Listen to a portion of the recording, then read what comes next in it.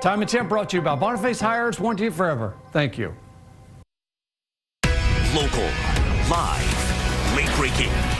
WESH 2 News starts now. Moving mountains of water every which way you turn. And these waves were just everywhere you look. Now on WESH 2, a survival story at sea during Hurricane Helene, how a man made it out alive after his boat takes on water off the Florida coast. Plus, an 87-year-old man targeted in a shooting at a local gas station, what police are telling us about the attack. And a very successful launch for SpaceX, sending a new crew to the ISS, but the company is putting the brakes on future launches. Good evening, and thanks so much for joining us here on WESH 2 News. I'm Luana Munoz. We're going to get to those stories in just a moment, but first we want to start with the latest on the impact of Hurricane Helene. At this hour, the nationwide death toll now stands at 89, including at least 30 near Asheville, North Carolina. More than 2 million people remain without electricity tonight, including nearly 200,000 right here in Florida. Earlier today, President Joe Biden approved a major disaster declaration for Florida to provide federal assistance to those impacted. As WESH 2's Tony Atkins shows us, Governor Ron DeSantis spent the day touring the damage across the Gulf Coast. In Tennessee, dozens of people are still missing in the wake of Helene. At least 73 people are unaccounted for, and the search is difficult when you consider roads that are washed out. Earlier today, families of several of the missing held a news conference holding up photographs of their loved ones. Guadalupe Hernandez Corana's sister is among those that are missing. Her sister called her family to say goodbye because they knew they weren't going to make it. So they were able to call them and talk to them. She talked to her kids. Her sister, Monica, is her sister, talked to her kids and was able to say her goodbyes. Well, there are no confirmed deaths there, but there's always the likelihood of fatalities based on the devastation throughout the region. Well, more and more crews are heading south to get people back on power. Dozens of teams and trucks from Connecticut, Massachusetts, and New Hampshire left first thing this morning for Virginia. Officials say that their states have benefited from outside help in the past, so now it's their turn to return the favor. The last thing we need is another storm, but there could be something brewing right now in the Gulf in a matter of just days. First Warning meteorologist Marquise Mita joining us right now. Marquise, what are we seeing behind you? Please tell us some good news. Well, I don't want to cause any panic, Luana, but I do just want to reiterate how important it is to remain weather alert. Out in the Western Caribbean, we do have a cluster of showers and storms forming in a very familiar area. This is where Helene got its first legs, and over the next 7 days, we do show a pretty steady chance for further development. In fact, towards the middle of the next work week, we could potentially have another tropical depression on our hands around the Yucatan Peninsula, but where it goes from there is still up in the air. The latest global models don't show any agreement whatsoever. Some fade this system out, some of them bring it out towards the Louisiana area and the northern Gulf, and we do have 2 models that bring it over us here in Central Florida. So what we do know is that with more agreement comes more consistency, and we can nail down exactly where this system goes. But for right now, we just have to be cautious because it can literally go anywhere. Now, of the 2 models that bring it towards us, they're both the European model, 2 different iterations of it. And we start to see some formation here on water vapor, right? Where you see that shade of blue. Well, that's where we could potentially have some spin as the system could get its act together and then eventually travel towards us. But I want you to pay close attention to something. We have some dry air working its way in. That'll be our next frontal boundary. And if it does collide with this system in the right time setting, it could weaken it before it does get to us. And that's the best case scenario for something that could potentially be heading our direction. And then dry air comes in after that as well. So a lot could happen. I just want to make sure that you guys stay in the know for any particular changes that could happen down the line. So this has a 50% chance for further development. But we have a couple other features out in the tropics that we will certainly keep our eyes on. In fact, I'll have that full forecast coming up for you in the next 15 minutes. All right, Marquise, thank you. Meanwhile, we're following a developing story tonight in Leesburg where 3 people are on the run tonight after police say that they shot an 87-year-old man at a gas station. That attack happened at the Citgo station on Main Street just east of Lone Oak Drive. WESH 2's Anait Gebregenegas has the latest on the investigation. Orange County deputies are still trying to figure out who shot a man at an apartment complex just last night. That shooting happened at around 8 o'clock at the Beacon at Seminole Lake Apartments near Forest City Road. The sheriff says deputies found a man in his 30s who had been shot. He was taken to the hospital and is in stable condition tonight. Also new, the man wanted in connection with a deadly shooting of a man in a parking lot of a nightclub is now in custody. On Friday, Osceola County deputies arrested this man, 29-year-old Joshua Franceschi. He's being charged with premeditated murder and battery. Investigators say last November, he and Christopher Garrett attacked and killed Joshua Mitchell. Mitchell was found in a parking lot of a nightclub with a gunshot wound. He was taken to the hospital where he later died. The father of a 9-year-old girl murdered in Lake County is set to have a court hearing Monday. Lake County deputies found Jamaria Sessions beaten to death in her home in Montverde on June 17th. Her father, LaJuan, is facing manslaughter charges, while his girlfriend, Tyshell Martin, is charged with murder. The family of that little girl says her 6-year-old sister was not harmed, and neither were 3 other children belonging to Martin. In our Commitment 2024 coverage, we're just 5 weeks away from election week, and a new poll is showing more Latino voters favor Vice President Kamala Harris over former President Donald Trump. But that support may be slipping. According to polls from NBC News, CNBC, and Telemundo, 54% of registered Latino voters back Harris compared to 40% for Trump. The numbers are higher for Harris compared to when President Joe Biden was at the top of the ticket, but it's still lower than past Democratic presidential candidates in 2012, 2016, and 2020. Driving the declining support for Democrats are defections from Hispanic men, particularly those without college degrees and those who are under the age of 50. Support among Latina women has helped offset that erosion for Democrats. As for the candidates, they spent Sunday campaigning in battleground states. Trump held a rally in Pennsylvania. During today's rally in Erie, Trump told supporters that he's going to head back to Butler, Pennsylvania next weekend. That's where he was wounded in the first of 2 assassination attempts. Congress has since passed a bill boosting Secret Service protection for presidential candidates. Meanwhile, for Harris, she's staying out west. She's going to be holding a rally later tonight in Las Vegas. This is video of her on Friday in Arizona, where she visited the U.S.-Mexico border. An average of the most recent polls gives Harris a slight edge over Trump by less than 2%. And in just 2 days, VP candidates Tim Walz and J.D. Vance are going to square off in their first and only debate. NBC will have live coverage of that debate, hosted by CBS News Tuesday night, starting at 8 p.m. Some breaking news from the world of entertainment. Singing legend Kris Kristofferson has died. His family released a statement tonight saying the superstar died at his home in Hawaii on Saturday. Kristofferson was a groundbreaking country music singer and songwriter. He also made a name for himself in movies, starring alongside Barbra Streisand. He was 88 years old. New tonight, a man is telling his story of survival during Hurricane Helene. I have a new understanding, and that's a beautiful thing. Surrounded by high water, his boat took on a lot of water. How he tried to save his own life before help finally arrived. Plus, success in space as a new crew docks at the ISS. So why is SpaceX grounding future launches for now? We'll be right back.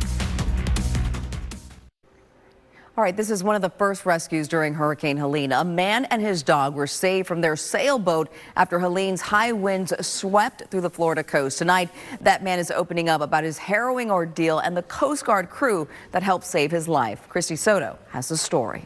Oh my goodness, what an incredible story. That was Christy Soto reporting. Earl was living on his boat. He was heading south to try and beat that storm and find a safe place to dock his boat. But his boat, of course, started taking on water. He tried fixing the issue on his own, but he realized that that wasn't going to happen. That's when he called in the Coast Guard. And thank God he did that, because, I mean, just an incredible story to see that even the dog jumping into the water, the way that they were able to rescue them. We know that there's so many other stories of survival like this, but still just incredible to watch. I was saying that earlier, like they got to make a movie out of that story. Yeah. Like I feel like the dog saved the man's life and the man saved the dog's life, you know. Right. Like if he didn't have his companion with him, maybe he would have tried to ride out the storm a little bit longer in his boat. So he said, no, not today. This isn't it. Got to take care of man's best friend for sure. All right, what's going on locally? We can't deal with any more rain, but we did have to deal with just a little bit. Yeah, we had a couple showers here in Central Florida today. In fact, we could see them off in the distance, not directly overhead in Daytona, but every now and then we get a lightning strike on camera. These strikes, they're pushing further and further offshore. So for the moment, just mostly cloudy skies. You're dry in New Smyrna Beach, dry with temperatures that are back. Yeah, I think we just saw a strike right there, as a matter of fact, but temperatures, those are back in the upper 70s. Partly cloudy skies, calm winds as well. Super humid though, and that's due to the passage of the showers that we had about an hour, maybe an hour and a half ago in Volusia County. Out towards Brevard County to your south, still dealing with training showers. These are coming in from the south and the west. So in Melbourne, you got a couple offshore. Miko, these are just to your west, crossing over I-95. But what's heading that direction is more rain. Out towards Jihad Junction, we have showers and lightning strikes. These will likely cross through Fellsmere and then work their way up towards Palm Bay and Miko within the next hour. Temperature-wise, we're trending warm all across Central Florida. Some of us are still holding on tight to the lower 80s. That includes Claremont, Orlando, Kissimmee, and Bithlo, 81 degrees as you head into Orange County. Eventually, we'll drop some of the warmer weather that we saw today. We'll fall back into the low 70s out west, upper 70s along the coast as we're partly cloudy after the passage of those pesky rain showers, and we should remain humid tonight. We're going to switch it up now and head out towards the Atlantic and the Caribbean, where we have quite a few systems that we're tracking. We talked about this across the western Caribbean, which shows a 50% chance for developing our next tropical depression over the course of the midweek, but also got a couple named storms, right? We've got Joyce, we've got Isaac, which was a hurricane, now been downgraded to a tropical storm. Certainly not going to impact anybody here in the United States. Traveling towards the north and the east in the open waters of the Atlantic, Joyce likely going to fizzle out, right? Going to be more of a fish storm traveling towards the north, and we also have 12 on its heels and another disturbance off the western coast of Africa. Let's talk about 12 really quick. This could potentially become our next major hurricane.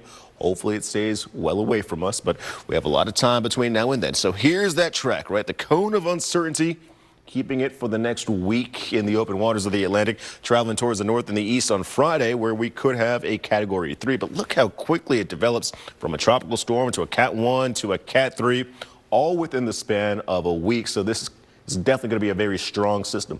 Right on its heels, though, this is a disturbance, a tropical wave off just south of the Cabo Verde Islands, which shows a 50% chance for developing something over the next week. It's going to be gradual, but keep in mind, these water temperatures are warm, and for the moment, there's low wind shear in the Atlantic. Wind shear typically tears a system apart before it can start to slowly get together. So all ingredients are pointing towards something happening in the open waters of the Atlantic. What's happening tomorrow is that we walk outdoors to sunshine here across I-4.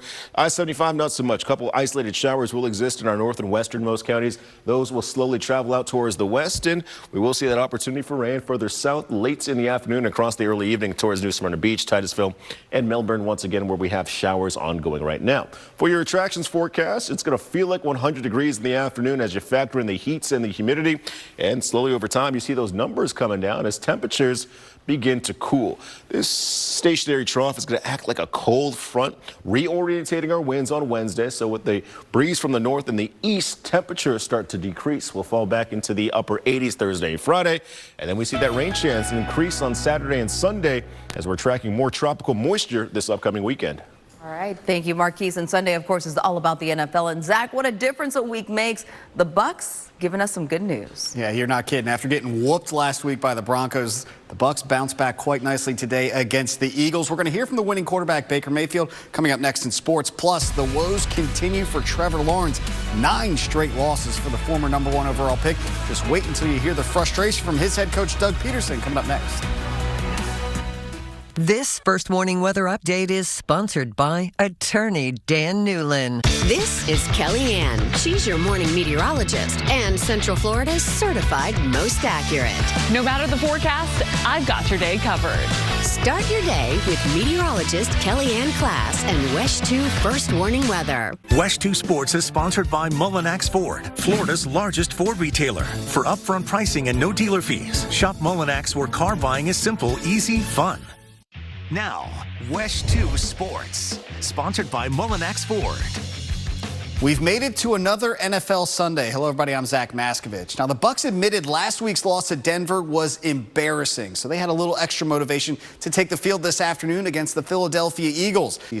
High school football, the regular season is quickly winding down. Hard to believe, but already week 7. And since it's Sunday, it's time now to announce our game of the week. It'll be Oviedo paying a visit to Haggerty. That will lead off this week's episode of Friday Night Hits as our game of the week. But we need your help to choose the second game. It's the weekly fan pick poll, and you can see the 3 great options on your screen right now. Just head over to the sports page of WESH.com to cast your vote. The poll will be open until Wednesday afternoon. We will announce the winner of the fan pick poll at 6 p.m. on Wednesday during sports, so be sure to log on and cast your vote. Now, we still have more sports coming up later in the show. You don't want to miss that. For now, we have to take a break. WESH 2 News at 11 continues after this.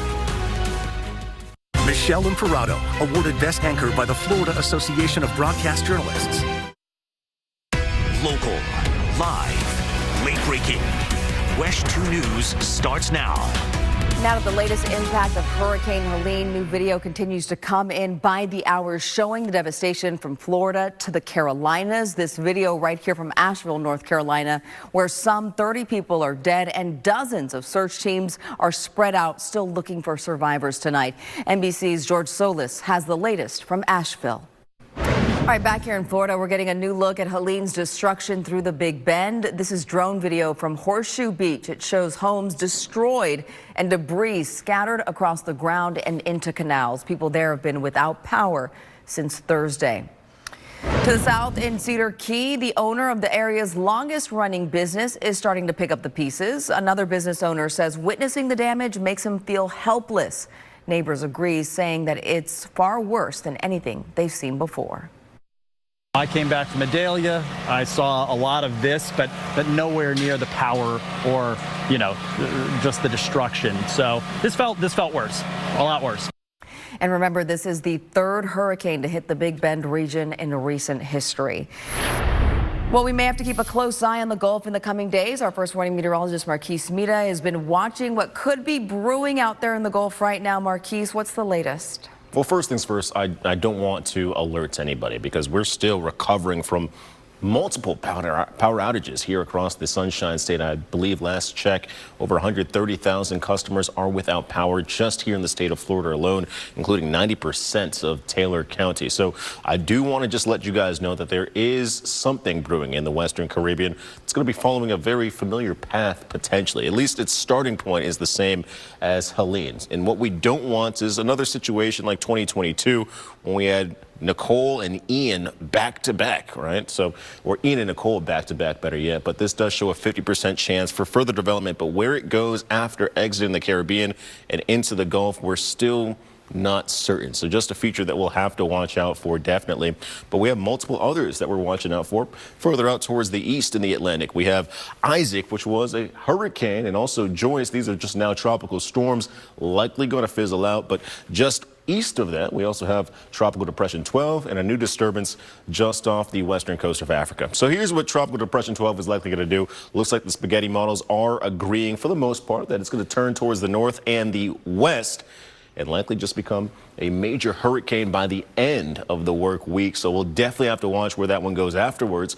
And on its heels, we do have another tropical wave off the coast of Africa, in which the conditions here in the open waters of the Atlantic, they're very conducive. Warm water temperatures, low wind shear, those will be the perfect ingredients to get our next storm heading our direction. And also in the Western Caribbean, just to reiterate, we could have a tropical depression moving into the middle of the next work week and then pushing towards the Gulf. But all the models are pretty scattered once it does enter the Gulf. So we'll have to wait for more time, do some more model iterations, and then we'll be able to build more confidence and nail down exactly where the system is going to head before the moment. Just stay weather aware and know that there could potentially be some impacts from the Gulf coming up. So I'll have a full forecast on the tropics and what to expect in the work week in the next 15 minutes. Luana? Right. Thank you, Marquise. Also developing a mixed bag of results for SpaceX. On one hand, they're celebrating after a new crew docked at the International Space Station. But on the other hand, they've grounded their fleet of Falcon 9 rockets after an issue popped up during yesterday's launch. Crew 9's Dragon capsule docked at the ISS at around 5:30 this evening. A short time later, American astronaut Nick Hague and Russian cosmonaut Alexander Gurbanov made their way into the space station, where they were greeted by the Expedition 72 crew including Starliner astronauts Butch Wilmore and Sunny Williams. They're going to return on that Crew Dragon capsule early next year. But during yesterday's launch, SpaceX said that the Falcon 9's second stage failed to correctly fire its Merlin vacuum engine after sending the capsule into orbit. Because of that, SpaceX has decided to temporarily ground its fleet to figure out exactly what went wrong. That could impact a Starlink launch from the Cape, which is currently scheduled for Wednesday. This is the third time in 3 months that SpaceX has grounded their fleet. 2 days after a massive Israeli airstrike killed the leader of Hezbollah, smoke is still rising from the smoldering wreckage in southern Beirut. The body of Hassan Nasrallah, who led the militants for 32 years, was recovered from the rubble today. NBC's Matt Bradley reports from Beirut. All right, from world news back to local news. A scare Sunday morning for one Orange County fire station. Crews had to be evacuated after a woman brought a fake grenade to the station off of 29th Street in Orlando. She was told to leave the device outside and then walk away from it. Nearby roads were blocked off while a bomb squad came in to check it out. It was later determined that that grenade was in fact faked. The woman's identity is still unknown. In St. Cloud, a woman is recovering after a car hit the electric scooter that she was driving in. It happened at the intersection of US 192 and Narcoossee Sunday afternoon. She was airlifted to the hospital. We are told she is in stable condition tonight. We're also still working to find out if the other driver was hurt. That investigation is ongoing. We're following a developing story in Georgia where a massive fire has erupted at a chemical plant. This is in Conyers, about 30 miles just east of Atlanta. As NBC's Dana Griffin reports, 17,000 people have been told to evacuate. Well, it has carried the space program for nearly 60 years, and it's still going strong. Now NASA is celebrating a new milestone for this critical piece of equipment. When you need to know and information is vital, Central Florida turns to WESH 2, preparing you days in advance. Low pressure may try to develop and could be in the vicinity of Central Florida, bringing you more live coverage. Crews across the county are ready to respond and warning you first to breaking updates. Right now we have an active tornado warning right over I-95. It's a commitment to keep you informed and safe. Thanks for trusting WESH 2 News. Local, live, late breaking. Welcome back tonight. Negotiations are now going down to the wire ahead of a possible strike that could mean more shipping delays before the holiday shopping season. Dock workers at some of the country's busiest ports are set to walk off the job if they don't get a deal by tomorrow night. Ellison Barber reports.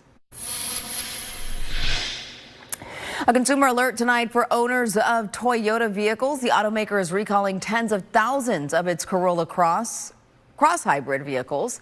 It involves all of the 2023 and 2024 models. Toyota says that some of the vehicles will mistakenly brake abruptly. When braking while turning a corner, drivers may experience a hard brake pedal that can cause the stopping distance to be more than expected, potentially causing a crash. If you have one of those vehicles, you can take it to a dealership to have the vehicle program updated for you.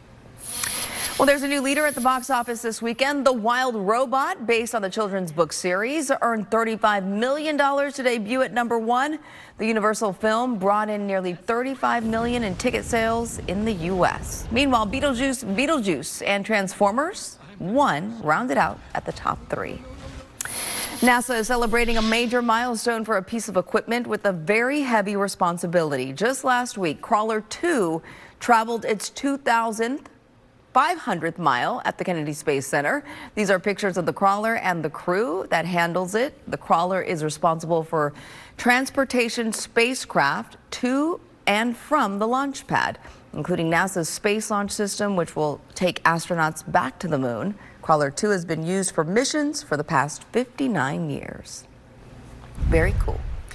All right, let's talk about what is going on weather-wise this weekend. We had some beautiful weather despite everything that occurred with Hurricane Helene. The last couple of days have been much calm. Absolutely. It was nice to have some dry spots in there this weekend. The weekend in comparison to the work week, it's a night and day difference. And we'll carry some of that good fortune into the beginning of this upcoming work week. For the moment, though, we're trending dry here in Daytona. We got the tower cam overlooking the water, and off towards the east, we still have showers and storms, but Mostly cloudy skies are what you're sporting here in Daytona, with temperatures still hanging in the upper 70s. Notice that your dew points aren't too far removed from your temperatures, which means we're trending humid tonight with that breeze from the south at 6 miles per hour. Further to your south, that's where the better chance for any showers is going to lie. We're going to swing out towards Melbourne and Miko. Looks like these showers are dissipating now. Still got lots of lightning strikes offshore.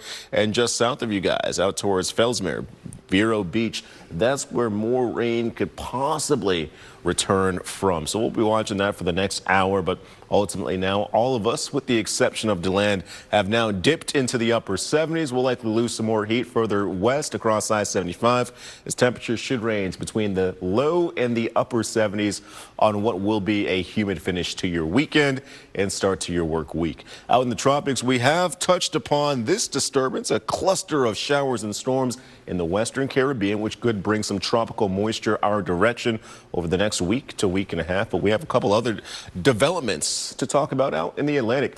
Joyce, Isaac, those are tropical storms. Isaac was once a hurricane. It's now been downgraded.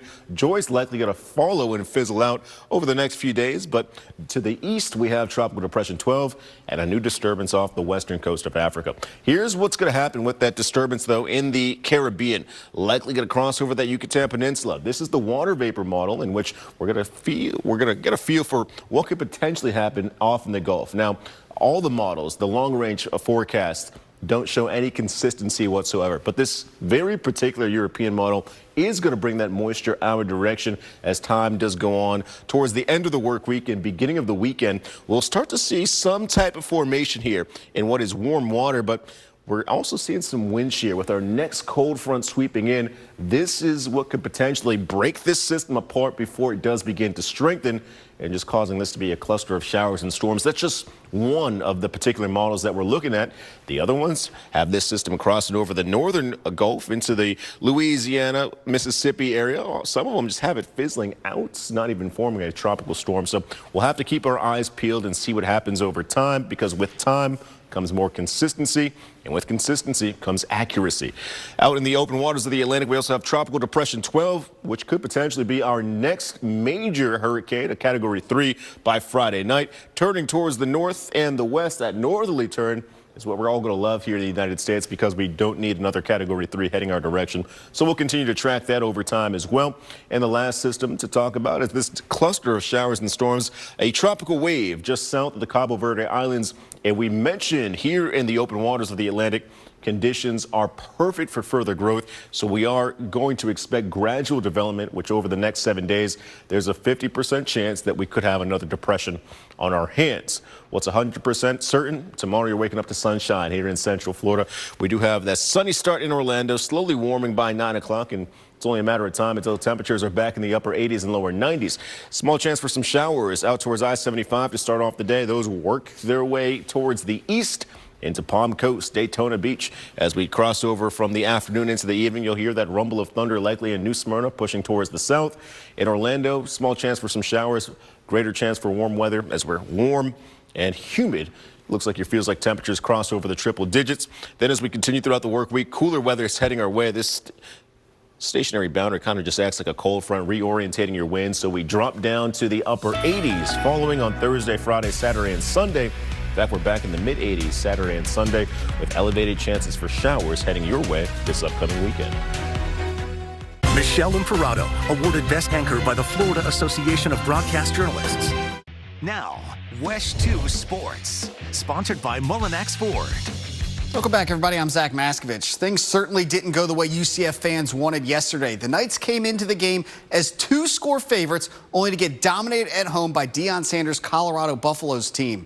UCF struggled in multiple phases, but turnovers really hurt the Knights last night. With the game being on national television and a national pregame show being on campus, the Knights entered the day undefeated, and Knight Nation had high hopes last night, but that bubble was bursted in quite a big way in a 48-21 loss. Here is Sports Director Darren Stoltzfus last night from the Bounce House. And in Major League Baseball, the season comes to an end for the Rays. They finished 2 games below 500 on the year. That'll do it for your look at sports. Let's send over to Luana. All right, thank you, Zach. Let's get a final look at that forecast with Marquise. We're going to be wrapping up the evening with warm and humid conditions here in Central Florida, but what about your start to the work week? Looks like if you're right here in Orlando, you're starting off with some beautiful sunshine, slowly warming as we're back in the lower 90s during the afternoon, so a lot to look forward to if you like the warmer weather. But the rain showers return, and they return with a vengeance late in the work week and across the weekend.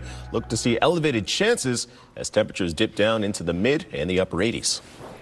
All right, remember to get your work week started bright and early with the WESH 2 News Sunrise team. They'll get you going out the door with the big stories of the day, plus the weather and traffic you need to get your week started just right. Wake up with WESH starting at 4:30 in the morning. That's going to do it, folks, for us. Have a wonderful and blessed week. We'll see you later.